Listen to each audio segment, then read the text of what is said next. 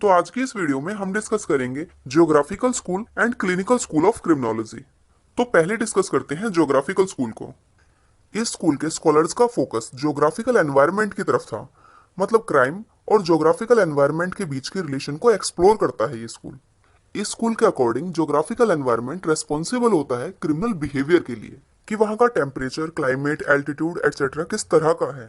इस स्कूल का मानना है कि geographical environment, barometric pressure, temperature etcetera के चेंज होने से क्राइम रेट वेरी करता है।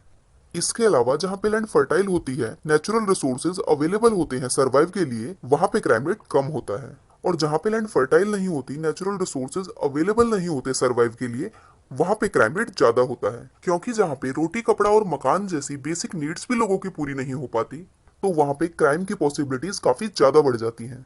तो जहाँ पे लोगों की बेसिक नीड्स ही कंप्लीट नहीं हो पाती, तो ऑब्वियस सी बात है कि वहां पे एजुकेशन की भी कमी होती है।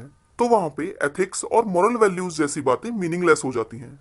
और इस स्कूल का मानना यह भी है कि गर्मियों में यूजुअली पर्सन के अगेंस्ट क्राइम होता है और सर्दियों में प्रॉपर्टी के अगेंस्ट। और ये भी कहना है इस स्कूल का कि जो क्राइम रेट है वो ज्यादा होता है नियर इक्वेटर, मतलब भूमध्य रेखा के आसपास, क्योंकि वहां पे टेम्परेचर ज्यादा होता है, जिससे लोगों के नेचर में चिड़चिड़ापन आता है और क्रिमिनल बिहेवियर डेवलप होता है। इस स्कूल के अकॉर्डिंग जिस ज्योग्राफिकल एनवायरनमेंट में सर्कमस्टांसेस फेवरेबल होते हैं, वहां पे क्राइम रेट कम होता है। लेकिन जिस ज्योग्राफिकल एनवायरनमेंट में सर्कमस्टांसेस फेवरेबल नहीं होते, वहां पे क्राइम रेट ज्यादा होता है। लेकिन आगे चल के स्कूल को क्रिटिसाइज किया गया कि ऐसा नहीं है कि क्रिमिनल बिहेवियर के लिए सिर्फ ज्योग्राफिकल एनवायरनमेंट ही रेस्पॉन्सिबल है। हाँ, एक फैक्टर माना जा सकता है इसे भी क्राइम के लिए, लेकिन ऐसा नहीं है कि हर क्राइम के लिए ज्योग्राफिकल एनवायरनमेंट ही रेस्पॉन्सिबल होता है। क्योंकि मल्टीपल फैक्टर्स होते हैं जो कि रेस्पॉन्सिबल होते हैं क्राइम के लिए और क्रिमिनल बिहेवियर के लिए। तो इस बेस पे इस स्कूल को क्रिटिसाइज किया गया।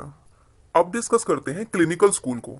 तो इस स्कूल का फोकस पनिशमेंट से ज्यादा रिफॉर्मेशन की तरफ है, क्रिमिनल बिहेवियर को समझने की तरफ है, कि क्रिमिनल बिहेवियर किस तरह से डेवलप होता है किसी इंडिविजुअल में, कि उसकी कंप्लीट साइकोलॉजी, उसके स्टेट ऑफ माइंड को समझा जाए, मतलब क्रिमिनल बिहेवियर की साइंटिफिक स्टडी की जाए और इस तरह के क्वेश्चंस को एड्रेस किया जाए कि माइंडसेट क्या था, किस तरह के पास्ट एक्सपीरियंसेस रहे, कैरेक्टर किस टाइप का है, मतलब हैबिचुअल क्रिमिनल है या फर्स्ट टाइम क्राइम कमिट किया है, किस तरह का फैमिली एनवायरनमेंट रहा।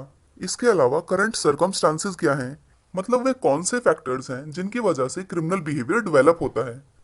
इस स्कूल के अकॉर्डिंग किसी भी इंडिविजुअल की जो पर्सनैलिटी है वो combination of internal and external factors होती है, जिसे कि हम हेरिडिटी एंड एनवायरनमेंट और नेचर एंड नर्चर भी कह सकते हैं। तो हेरिडिटी तो फिक्स होती है किसी भी इंडिविजुअल की, उसका तो कुछ नहीं किया जा सकता। लेकिन जो एनवायरनमेंट है, एनवायरनमेंट को चेंज करके रिफॉर्मेशन की जा सकती है, जिसमें कि करेक्शनल इंस्टीट्यूशंस काफी अहम भूमिका निभाते हैं।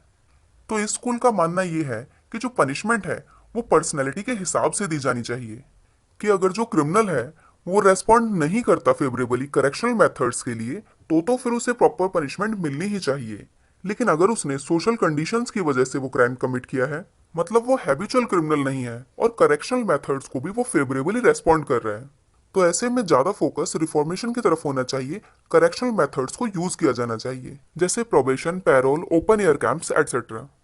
तो मतलब इस स्कूल का मानना यह है कि पनिशमेंट से ज्यादा फोकस करेक्शनल मेथड्स की तरफ होना चाहिए।